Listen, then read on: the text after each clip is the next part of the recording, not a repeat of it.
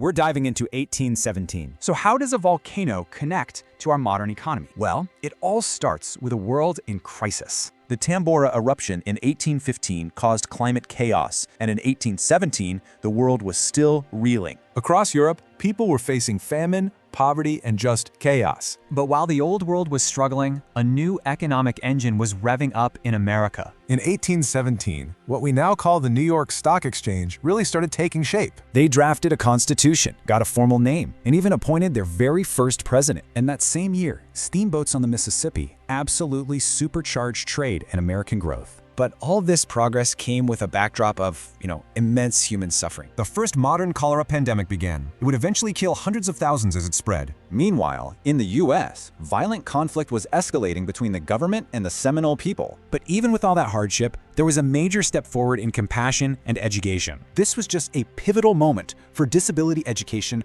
right here in the United States. Meanwhile, in labs and lecture halls, the actual seeds of the 21st century were being planted. Yep, a chemist discovered a brand new element, lithium, just by analyzing some ore. Little did they know, that discovery would one day power our phones, our cars, everything. Personal transport got a huge upgrade with the first steerable two-wheeled vehicle. Yep, the bicycle. And back in America, a big step was taken for public higher education. So with all this change happening, what about the guy who defined the entire era before it? Napoleon spent the year in quiet exile. His health was failing while he dictated his memoirs. So the world was literally being reborn as the man who once dominated it just faded away. It just goes to show you, even in the middle of a crisis, the future is always being written.